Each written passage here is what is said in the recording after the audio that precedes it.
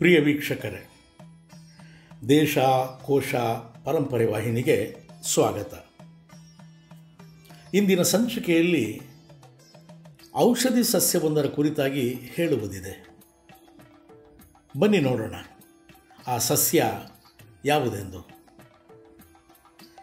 ನಾವು ಉತ್ತಿ ಬಿತ್ತಿ ಬೆಳೆವ ಕೃಷಿ ಫಸಲಿನ ನಡುವೆ ಅನೇಕ ಇತರ ಸಸ್ಯಗಳು ಬೆಳೆಯತೊಡಗುತ್ತವೆ.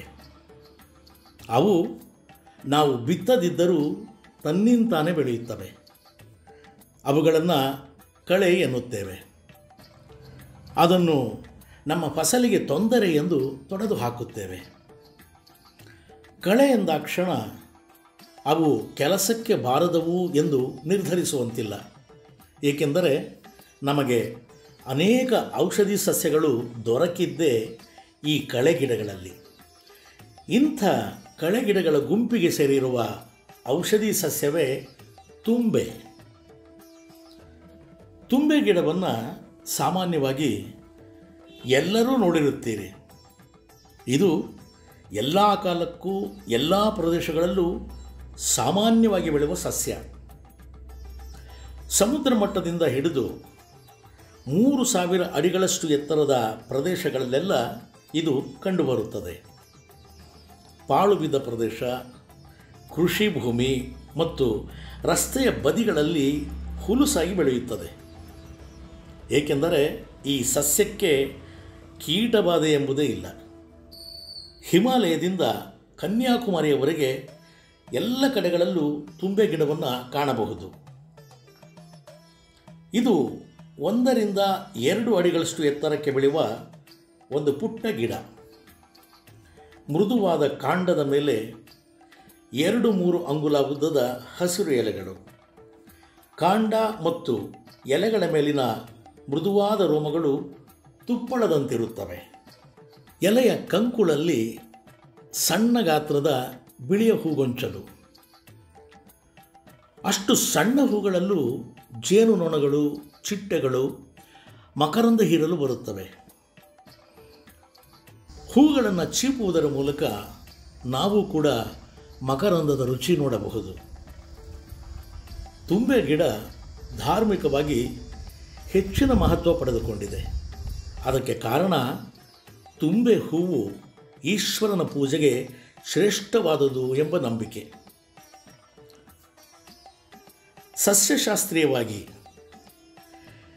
ಲೇಬಿಯೇಷಿಯೆ ಕುಟುಂಬಕ್ಕೆ ಸೇರಿದ ತುಂಬೆ ಗಿಡದ ವೈಜ್ಞಾನಿಕ ಹೆಸರು ಲ್ಯೂಕಸ್ ಆಸ್ಪೆರಾ. ಸಂಸ್ಕೃತದಲ್ಲಿ ತುಂಬೆ ಗಿಡಕ್ಕೆ ದ್ರೋಣಪುಷ್ಪ ಎನ್ನುತ್ತಾರೆ. ಇನ್ನು ಎಷ್ಟೆಲ್ಲ ಔಷಧಿಗಳು ಈ ತುಂಬೆ ಗಿಡದಲ್ಲಿವೆ ಮತ್ತು ಅವುಗಳನ್ನು ಬಳಸುವುದರ ಬಗ್ಗೆ ತಜ್ಞರು ಏನೆಲ್ಲ ಹೇಳಿದ್ದಾರೆ ಎಂಬುದನ್ನು ನೋಡೋಣ. ಜ್ವರದಿಂದ ಬಳಲುತ್ತಿದ್ದವರಿಗೆ ತುಂಬೆಯ ಸೊಪ್ಪಿನ ರಸ ತೆಗೆದು ಅದಕ್ಕೆ 1 ಚುಟಿಕೆ ಕಾಳು ಮೆಣಸಿನ ಪುಡಿ ಬೆರೆಸಿ ಕೊಡಬೇಕು. ಕೆಮ್ಮು ದಮ್ಮು ಇದ್ದವರು ಇಡೀ ತುಂಬೆಯ ಗಿಡವನ್ನು ಚೆನ್ನಾಗಿ ತೊಳೆದು ಜಜ್ಜಿ ರಸ ತೆಗೆದು ಜೇನುತುಪ್ಪದೊಂದಿಗೆ ಕುಡಿಯಬೇಕು. ನಾಲಿಗೆ ಕೆಟ್ಟಿದ್ದರೆ, ಅಜೀರ್ಣವಾಗುತ್ತಿದ್ದರೆ ತುಂಬೆಯ ಇಡೀ ಗಿಡದಿಂದ ಕಷಾಯ ತಯಾರಿಸಿ ಅದಕ್ಕೆ ಸೈಂಧವ ಲವಣ ಬೆರೆಸಿ ಕುಡಿಯಬೇಕು. ಸಣ್ಣ ಮಕ್ಕಳಿಗೆ ಹೊಟ್ಟೆ ನೋವಿದ್ದರೆ 6 ಹನಿ ತುಂಬೆಯ ಹೂವಿನ ರಸವನ್ನು ಒಣ ಖರ್ಜೂರದ ಪುಡಿಯೊಂದಿಗೆ ಬೆರೆಸಿ ತಿನ್ನಿಸಬೇಕು.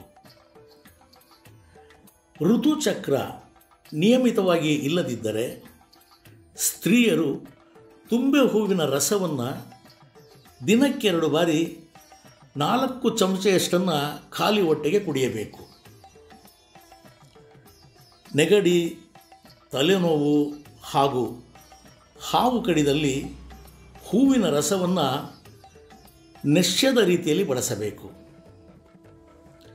ಕಜ್ಜಿ ಮತ್ತು ಹಾವು ಕಡಿತಕ್ಕೆ ತುಂಬೆ ಎಲೆಯನ್ನು ಜಜ್ಜಿ ಲೇಪಿಸಬೇಕು. ದೇಹದ ಯಾವುದೇ ಭಾಗದಲ್ಲಿ ಊತವಿದ್ದರೆ ತುಂಬೆ ಸೊಪ್ಪಿನ ಕಷಾಯದಿಂದ ಶಾಖ ಕೊಡಬೇಕು. ಕುಂಡಗಳಲ್ಲಿ ಅಥವಾ ಅಂಗಳದಲ್ಲಿ ಬೀಜಗಳ ಮೂಲಕ ತುಂಬೆ ಗಿಡಗಳನ್ನು ಬೆಳೆಸಬಹುದು. ವೀಕ್ಷಕರೇ, ಸಂಚಿಕೆಯ ಪೂರ್ಣ ವೀಕ್ಷಣೆಗೆ ಧನ್ಯವಾದಗಳು. ನಮ್ಮ ವಿನಂತಿ ಲೈಕ್ ಮಾಡಿ, ಶೇರ್ ಮಾಡಿ, ಸಬ್ಸ್ಕ್ರೈಬ್ ಮಾಡಿರದಿದ್ದಲ್ಲಿ ಮರೆಯದೆ ಸಬ್ಸ್ಕ್ರೈಬ್ ಮಾಡಿ, ಹಾಗೆ ಬೆಲ್ ಐಕಾನ್ ಒತ್ತಿ. ನಮ್ಮ ಎಲ್ಲ ಸಂಚಿಕೆಗಳು ನಿಮಗೆ ನೇರವಾಗಿ ತಲುಪಲು ಸಹಕರಿಸಿ. ಮತ್ತೆ ನಿಮ್ಮ ಭೇಟಿ ಮತ್ತೊಂದು ಹೊಸ ಸಂಚಿಕೆಯೊಂದಿಗೆ. ನಮಸ್ಕಾರ.